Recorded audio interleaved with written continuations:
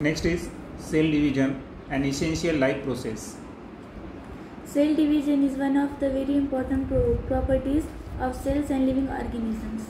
तर पेशी अर्थातच पेशीपासून बनलेले जे लिव्हिंग ऑर्गॅनिझम्स आहेत तर यांची जी इम्पॉर्टंट प्रॉपर्टी आहे तर ही इम्पॉर्टंट प्रॉपर्टी आहे पेशींचं विभाजन. कारण आपल्याला माहीत आहे की सेल डिवाइड होत असेल, सेलची ग्रोथ होत असेल तरच लिव्हिंग ऑर्गॅनिझमची काय होते, ग्रोथ होत असते.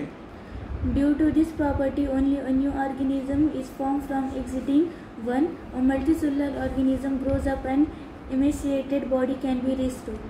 आता सेल डिव्हिजनची जी प्रॉपर्टी आहे तर त्याचे 3 फीचर्स तुम्हाला इथे दिले आहेत.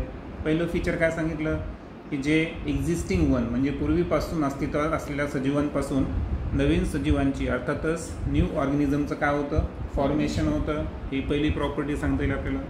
त्यानंतर सेकंड प्रॉपर्टी आहे multi cellular organism grows up, म्हणजे जे बहुपेशीय प्राणी आहे तर त्यांच्या शरीराची जी वाढ होते दॅट्स वाय त्याच्या मागचं रिझन काय आहे, सेल डिव्हिजन.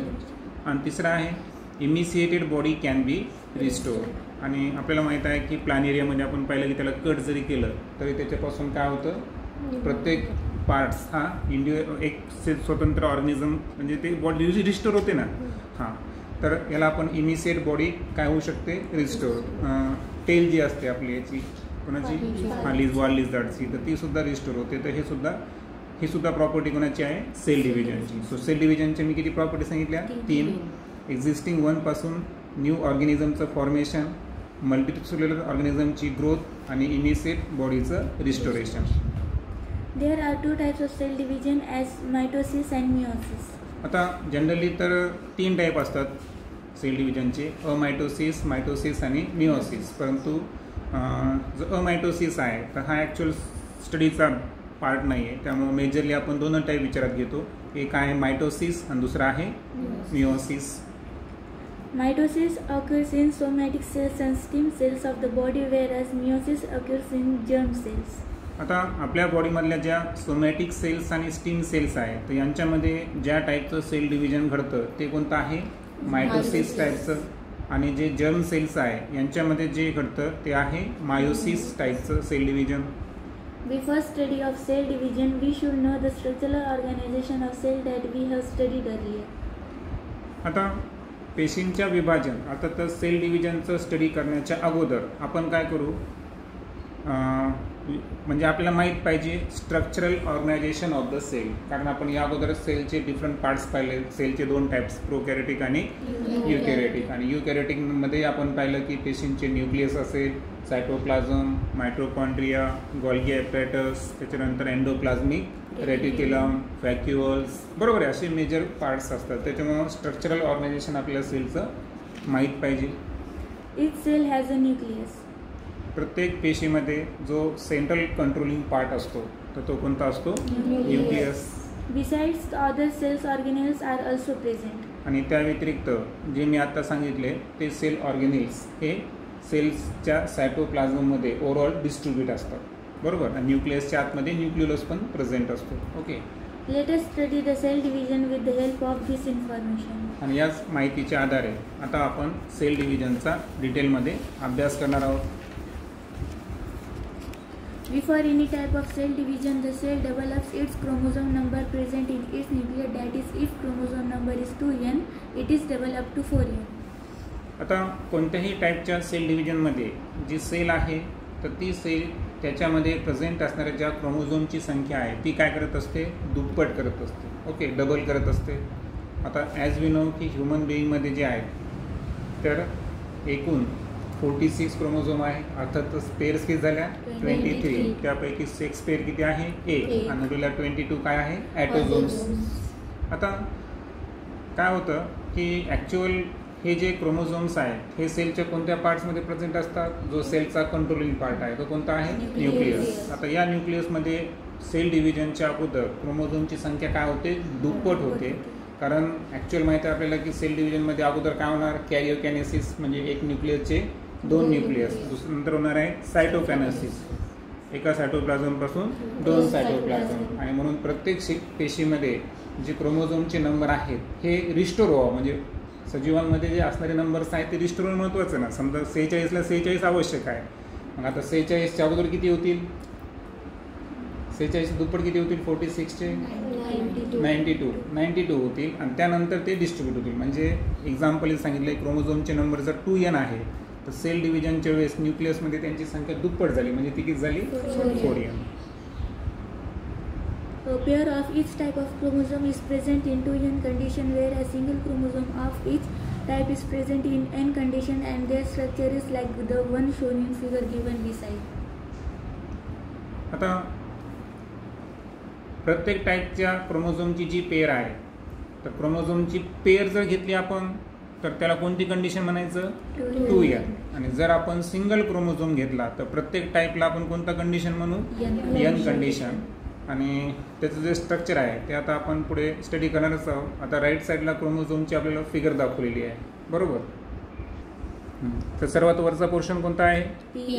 P arm. त्याच्यानंतर centromere. Third is the Q arm. आणि क्यू आर्मशी रिलेटेड असणारा DNA. ओके, ठीक आहे. तर आता आपण सेल डिव्हिजनचा पहिला टाईप स्टडी करू, तो आहे mitosis. Somatic cells and stem cells divide by mitosis. आता सोमॅटिक सेल्स आणि स्टीम सेल्स यांचं डिव्हिजन हे मायटोसिस टाईप नव्हतं, हे अगोदरच पाहिलं आपण. आणि जर्म सेलमध्ये कोणत्या टाईपचं असतं? Meiosis. Mitosis is completed through 2 main steps. आता मायटोसिस जे आहे त्याचं कम्प्लिशन किंवा ती पूर्ण होते 2 स्टेपमध्ये. Those 2 steps are karyokinesis, nuclear division, and cytokinesis, cytoplasmic division. आणि यामध्ये जर पाहिलं आपण तर सेल डिव्हिजन जे आहे यामध्ये अगोदर न्यूक्लियसची विभागणी होते. सो न्यूक्लियर डिव्हिजनची जी पहिली स्टेप आहे त्याला काय म्हणायचं? कॅरियोकायनेसिस. आणि त्यानंतर न्यूक्लियसच्या सराउंडिंगमध्ये असणारा पेशीचा जो भाग आहे ज्याला आपण सायटोप्लाझम म्हणतो, तर या सायटोप्लाझमिक डिव्हिजनला काय म्हणायचं? सायटोकायनेसिस. जी मायटोसिस टाईप ऑफ सेल डिव्हिजनची कितवी स्टेप आहे? सेकंड स्टेप आहे. Karyokinesis is completed through 4 steps. आता यामध्ये जो जास्त ड्युरेशन घेणारी जी फेज आहे कॅरियोकायनेसिस आणि सायटोकायनेसिस, तर यामध्ये जास्त ड्युरेशनल कोणते आहे? कॅरियोकायनेसिस. आणि कॅरियोकायनेसिस जे आहे त्याचं कम्प्लिशन हे 4 स्टेप्समध्ये होतं. पहिला आहे प्रोफेज, दुसरा आहे मेटाफेज, तिसरा आहे ॲनाफेज आणि चौथा आहे टेलोफेज. या 4 स्टेप्स आता आपण डिटेलमध्ये डिस्कस करू. Prophase. In prophase, condensation of basically thin thread-like chromosome starts. आता प्रोफेज ही जी कॅरियोकायनेसिसची फर्स्ट स्टेप आहे, तर याला लक्षात कसं ठेवायचं आहे की यामध्ये जे क्रोमोझोम्स आहेत, आता क्रोमोझोम कसे आहेत? बेसिकली थिन आणि थ्रेड लाईक, पातळ आणि दोऱ्यासारखे असतात. तर यांचं काय सुरू होतं? या ठिकाणी कंडेन्सेशन होतो. कंडेन्सेशनमुळे काय होतं की त्याची लेंथ कमी होईल पण साईज कसा होईल? या ठिकाणी थोडासा इन्क्रीज होईल. Due to this, they become short and thick, and they start to appear along with their pair of sister chromatids. आणि या रिझनमुळे आता सांगितलं मी तुम्हाला की ते शॉर्ट्स झाले, लेंथ कमी झाली त्यांची, आणि लेंथ कमी झाल्यामुळे ते काय झाले? थिक झाले. सो शॉर्ट अँड थिक बनतात. आणि they start to appear along with their pairs of sister chromatids. आणि ते जे आहेत तर त्याच्यामध्ये सिस्टर क्रोमॅटिड्सच्या पेअरचं काय होतं? त्या ठिकाणी फॉर्मेशन होतात, असं ते दिसू लागतात. Centrioles duplicate and each centriole move to opposite poles of the cells.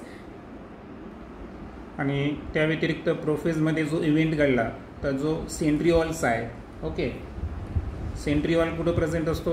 आता आपण पुढे बघणार आहोत की तो क्रोमोझोममध्येच प्रेझेंट असतो. आणि ॲक्च्युअल सेंट्रिओल जो आहे ना तर तो अपोजिट साईडला नेतो. ओके, पुढे आपण पाहू. तर सेंट्रिओल जे आहे, इव्हेंट लक्षात ठेवा की सेंट्रिओल काय व्हायला? त्या ठिकाणी डुप्लिकेट व्हायला, म्हणजे एका सेंट्रिओलचे 2 सेंट्रिओल व्हायलेत. आणि प्रत्येक सेंट्रिओल हा कुठं मूव्ह व्हायला? Opposite pole of the cell. सेलचे वरचा एक पोल, जसं आपण साऊथ पोल नॉर्थ पोल घेतो तशा पद्धतीने एक सेंट्रिओल कुठं चालला? अप्पर पोर्शनमध्ये आणि दुसरा चालला लोअर पोर्शन. त्या पोर्शनला काय म्हणायचं आपण? पोल म्हणायचं. तर अपोजिट पोल ऑफ सेलमध्ये प्रत्येक सेंट्रिओल मूव्ह होतो. Nuclear membrane and nucleolus start to disappear.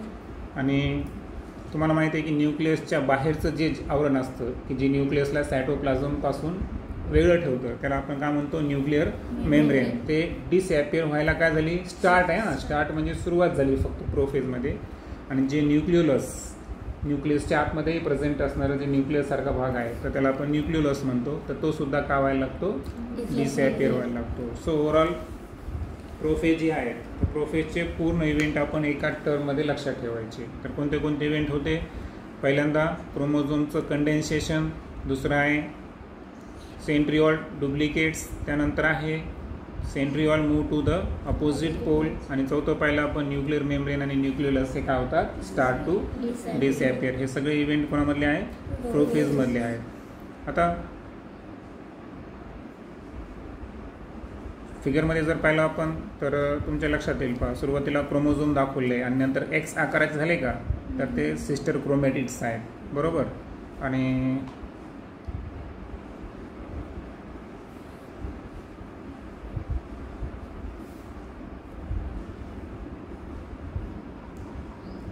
पुढे आपण पाहणार आहोत की ते, आणि या इव्हेंटमध्ये आपण हे पण पाहिलं होतं की सेंट्रिओल काय व्हायला डुप्लिकेट, आणि दोन सेंट्रिओल कुठे चालले, दोन अपोजिट पोलला गेले आहेत, ते सुद्धा आपल्याला प्रोफेजमध्ये पाहायला मिळेल. त्यानंतर आहे second phase, metaphase. Nuclear membrane completely disappear in metaphase. पण मी तुम्हाला एक शब्द सांगितलं की न्यूक्लिअर मेम्ब्रेन डिसॅपियर व्हायला सुरुवात झाली होती, कशामध्ये, प्रोफेजमध्ये. आणि हा इव्हेंट केव्हा संपला, मेटाफेजमध्ये, की न्यूक्लिअर मेम्ब्रेन हे कम्प्लिटली नाहीसे झाले, म्हणजे डिसॅपियर झाले. Chromosomes complete their condensation and become clearly visible along with their sister chromatids. त्यानंतर जे क्रोमोझोम आहे त्याचं कंडेन्सेशन स्टार्ट झालं होतं, ते शॉर्ट अँड थिक झाले होते, पण ते कम्प्लीट त्यांचं कंडेन्सेशन तिथं कम्प्लीट झालं का, नाही. ते कंडेन्सेशन कुठं कम्प्लीट होईल, मेटाफेजमध्ये. आणि त्यानंतर आता कंडेन्सेशन कम्प्लीट झाल्यामुळं ते क्लिअरली विजिबल आहेत त्यांच्या सिस्टर क्रोमॅटिड्स सोबत. Okay. All chromosomes are arranged parallel to equatorial plane, central plane of the cell. आता फिगरमध्ये जर पाहिलं आपण तर सर्व क्रोमोझोम एका रोमध्ये दिसतील तुम्हाला, आहे का. फिगरमध्ये जर पाहिलं तुम्ही, जसं आपण जॉग्राफीमध्ये पाहिलं होतं काय, इक्वेटर विषुववृत्त पाहिलं होतं, एका है ना बरोबर सेंटरला असतं, तर त्या पद्धतीनं सर्व क्रोमोझोम हे एकमेकांना पॅरलल अशा एका लाईनमध्ये येतात. ओके, इक्विटोरियल प्लेनमध्ये येतात, त्याला आपण सेंट्रल प्लेन म्हणायचं सेलचं. Okay. Special type of flexible protein fiber are formed between centromere of each chromosome and both centroids. आता जे स्पेशल टाईपचं एक फ्लेक्झिबल प्रोटीन फायबर असतं पहा, ज्याला म्हणायचं स्पिंडल फायबर, तर हे स्पिंडल फायबरचं फॉर्मेशन होणे हे मेटाफेजची काय आहे, आयडेंटिटी आहे. आता हे स्पिंडल फायबरचं फॉर्मेशन कुठं होतं, between centromere of each chromosome at both centriole. आता सेंट्रिओल डुप्लिकेट झाला होता, दोन अपोजिट पोलला गेला होता, तर या सेंट्रिओलला सिस्टर क्रोमॅटिड कसे साईन अटॅच आहे, स्पिंडल फायबरच्या साईन अटॅच आहे. आणि म्हणून लक्षात ठेवायचं की स्पिंडल फायबरचं फॉर्मेशन हे कोणामध्ये झालं, प्रत्येक क्रोमोझोमचा सेंट्रोमियर आणि अपोजिट पोलला प्रेझेंट असणारे सेंट्रिओल. आता ते काय करतील, स्पिंडल फायबरच्या साह्यानं आपापल्याकडे सिस्टर क्रोमॅटिड्सला काय करतील, या ठिकाणी अट्रॅक्ट करण्याचा प्रयत्न करतील. ठीक आहे. सो ओव्हरऑल आपण मेटाफेजमध्ये जे इव्हेंट पाहिले ते एकदा पुन्हा रिवाइज करू. जे न्यूक्लिअर मेम्ब्रेनचं डिसॅपिरेशन प्रोफेजमध्ये चालू होतं, त्याचं कम्प्लीट डिसॅपिरन्स कुठं झालं, मेटाफेजमध्ये. क्रोमोझोमचं कंडेन्सेशन तिकडे स्टार्ट झालं होतं प्रोफेजमध्ये, ते मेटाफेजमध्ये काय झालं, कम्प्लीट. त्यानंतर जे क्रोमोझोम्स आहेत along with there sister chromatids हे क्लिअरली विजिबल झाले मेटाफेजमध्ये. त्यानंतर सर्व क्रोमोझोम कसे अरेंज झाले, पॅरलल टू इक्विटोरियल प्लेन किंवा त्याला आपण सेंट्रल प्लेन म्हणलो. त्यानंतर स्पिंडल फायबरचं फॉर्मेशन हे प्रत्येक क्रोमोझोमच्या सेंट्रोमियर आणि सेंट्रिओल बरोबर, जे की अपोजिट पोलला प्रेझेंट आहे, यांच्यामध्ये झालं. त्यानंतर सेल डिव्हिजनची आपण आता तिसरी स्टेप पाहू, जी आहे anaphase. In anaphase, centromeres split and thereby sister chromatids of each chromosome separate and they are pulled apart in opposite direction with the help of spindle fibers. Okay. आता ॲनाफेजची पहिली आयडेंटिटी म्हणजे जे centromeres आहेत तर हे काय व्हायले, या ठिकाणी स्प्लिट व्हायले बरोबर. आता सेंट्रोमियर जे आहेत त्यांनी आत्तापर्यंत क्रोमोझोमला काय केलं होतं, अटॅच करून ठेवलं होतं. आपण वरती पाहिलं होतं ना की प्रत्येक क्रोमोझोमचा सेंट्रोमियल आणि हे जे सेंट्रिओल आहे तर हे कशा साईन अटॅच होते, स्पिंडल फायबरच्या साईनं.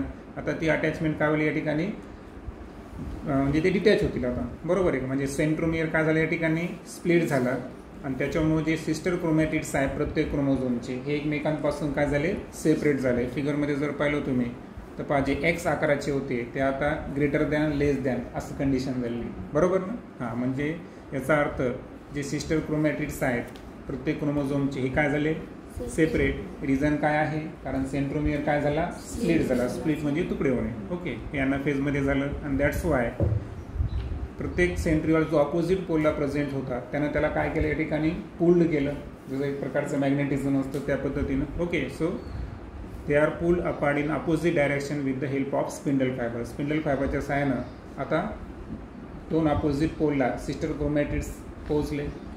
Separated sister chromatids are called as daughter chromosomes. आता लक्षात घ्या, डॉटर क्रोमोझोमचं फॉर्मेशन हे सेल डिव्हिजनच्या कोणत्या स्टेजला होतं, ते होतं ॲनाफेज स्टेजला. कारण ॲनाफेज स्टेजला काय झालं की जे स्पिंडल फायबर्स आहेत, बरोबर आहे का, तर सेंट्रोमियर स्प्लिट झाल्यामुळं जे सिस्टर क्रोमॅटिड्स आहेत, ओके, ते सेपरेट झाले. सेपरेट झाल्यानंतर ते पूल झाले त्याच्यामध्ये अपोजिट डायरेक्शनमध्ये स्पिंडल फायबरच्या मदतीनं. आणि दॅट्स वाय त्या सेपरेटेड सिस्टर क्रोमॅटिड्सला काय म्हणायचं आपण, daughter chromosomes. Chromosomes being pulled appear like bunch of bananas. आणि आता हे जे क्रोमोझोम पुल्ड केल्या गेले तर त्यांना जर आपण त्याचं व्ह्यू पाहिला तर जसे बनानाचे बंच असतात तर त्या पद्धतीने ते आपल्याला दिसून येतील. In this way, each set of chromosomes reach at two opposite poles of the cell. आणि ॲनाफेजच्या एंडिंगला जर पाहिलं आपण तर प्रत्येक सेट ऑफ क्रोमोझोम जे बंच ऑफ बनानासारखा दिसू लागला होता तो कुठे गेला, दोन अपोजिट पोल्सकडे गेला. ओके, अलॉंग विथ सेंट्रिओल्स, कारण त्यांना तिथं कोणाची मदत आहे, सेंट्रिओल्स तिथं प्रेझेंट आहे. तर ओव्हरऑल ॲनाफेजमधली जर इव्हेंट पाहिजे आपण तर ॲनाफेजची सुरुवात झाली होती सेंट्रोमियरच्या स्प्लिटिंगपासून. त्यानंतर जे सिस्टर क्रोमॅटिड्स आहे प्रत्येक क्रोमोझोमचा तो काय झाला त्या ठिकाणी, सेपरेट झाल्यामुळं त्याला पुल केलं गेलं, बरोबर आहे का, अपोजिट डायरेक्शनमध्ये. आणि या ठिकाणी मदत कुणी केली, स्पिंडल फायबर. कारण स्पिंडल फायबर हे अजून पण कोणाला अटॅच आहे, सेंट्रिओलला अटॅच आहे. सेपरेटेड सिस्टर क्रोमॅटिड्सला काय म्हणायचं, डॉटर क्रोमोझोम. क्रोमोझोम जे पुल्ड केल्या गेले ॲनाफेज कंडिशनमध्ये ते कसे दिसतात, बंच ऑफ बनानास सारखे. आणि प्रत्येक सेट ऑफ क्रोमोझोम जो आहे हा कुठे पोहोचला, दोन अपोजिट पोल्सला सेलच्या. Next is telophase. The chromosomes which have reached at opposite pole of the cell now start to decondense, due to which they again become thread-like, thin and invisible. आता जे chromosome आपण पाहिलं की व्हिजिबल होते, short आणि thick होते, आणि ज्यांचं पूर्णपणे काय झालं होतं, कंडेन्सेशन झालं होतं. तर टेलोफेजमध्ये ते क्रोमोझोम अपोजिट साईडला पोहोचल्यानंतर सेल काय करते, त्यांचं डिकंडेन्सेशन. डिकंडेन्सेशनमुळं पुन्हा एकदा ते लॉंग अँड थिन होतील, आणि थिन झाले की ते कसे होतील, थिन थ्रेड लाईक होतील, आणि कसे होतील, इनविजिबल. जे क्लिअरली विजिबल होते ते आता थोडेसे कसे होतील, इनविजिबल होतील. Nuclear membrane is formed around each set of chromosome reached at poles. आता प्रोफेजमध्ये आपण पाहिलं होतं की न्यूक्लिअर मेम्ब्रेन डिसअपिअर व्हायला सुरुवात झाली होती, बरोबर. मेटाफेजमध्ये ते कम्प्लिटली डिसअपिअर झाला होता. तर तो न्यूक्लिअर मेम्ब्रेनचा आता या स्टेजला काय होतं, फॉर्मेशन होतं. आणि कशाच्या सराउंडमध्ये, जो प्रत्येक सेट ऑफ क्रोमोझोम अपोजिट पोलला पोहोचलेला आहे त्याच्या सराउंडिंगमध्ये आता न्यूक्लिअर मेम्ब्रेनचं फॉर्मेशन सुरू झालं. Thus two daughter nuclei are formed in a cell.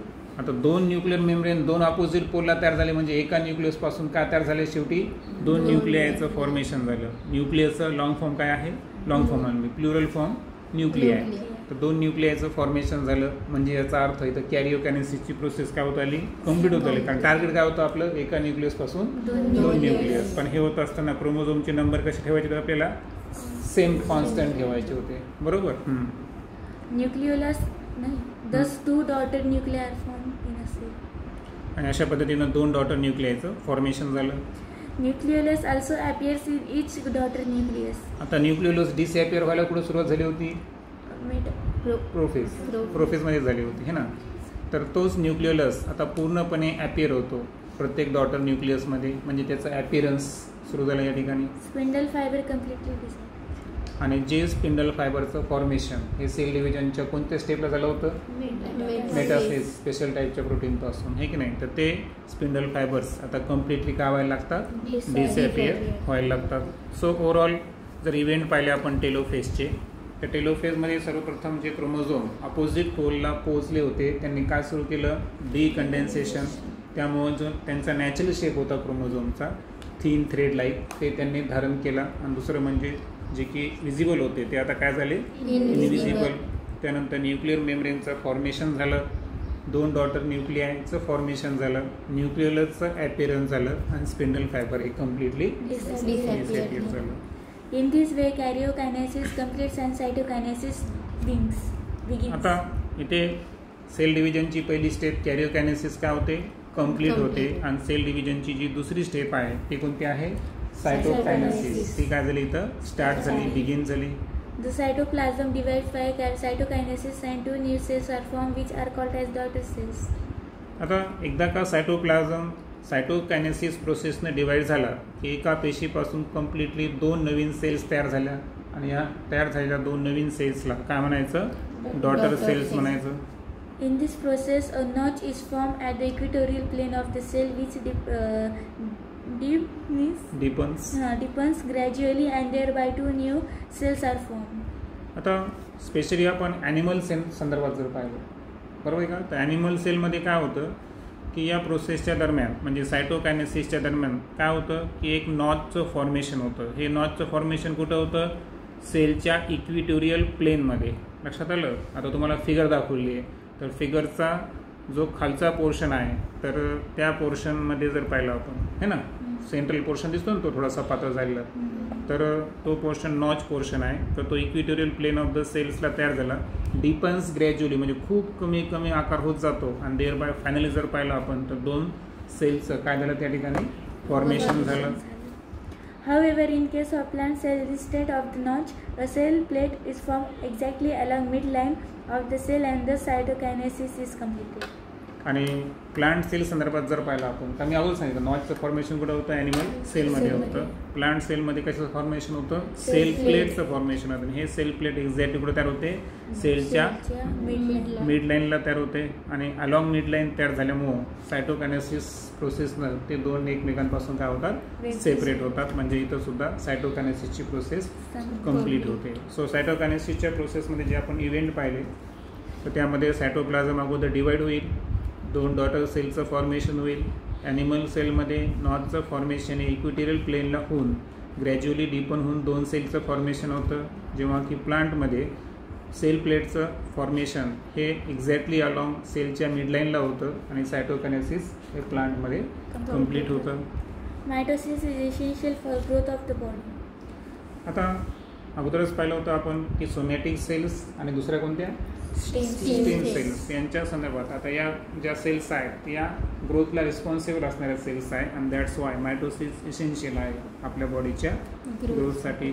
Besides, it is necessary for restoration of emaciated body, wound healing, formation of blood cells, etc. आणि या व्यतिरिक्त मायटोसिसचे जर आपण प्रॉपर्टीज पाहिल्या तर त्या प्रॉपर्टीज कोणत्या आहेत? इमिसिएटेड बॉडीला काय करणे? रिस्टोअर करणे, है ना, बॉडीचा एखादा पार्ट्स किंवा लिझर्ड्सना आपण डिस्कस केलं होतं. त्यानंतर वुंड हिलिंग म्हणजे जी जखम असते तर ती भरून काढण्याचं काम सुद्धा कोणत्या टाईपच्या सेल डिव्हिजनचं आहे? मायटोसिस. आणि दुसरा आहे फॉर्मेशन ऑफ ब्लड सेल्स. आपल्याला माहिती आहे की आपल्या ब्लड सेल्स 3 टाईपच्या असतात. कोणत्या? WBC, RBC आणि प्लेटलेट्स. तर प्रत्येकाचा एक लाईफ स्पॅन असतो, ॲव्हरेज लाईफ स्पॅन. काही विशिष्ट काळानंतर त्या काय होतात? डिस्ट्रॉय होतात स्प्लीनमध्ये वगैरे. आपण डिटेलमध्ये पाहिलं आहे ते.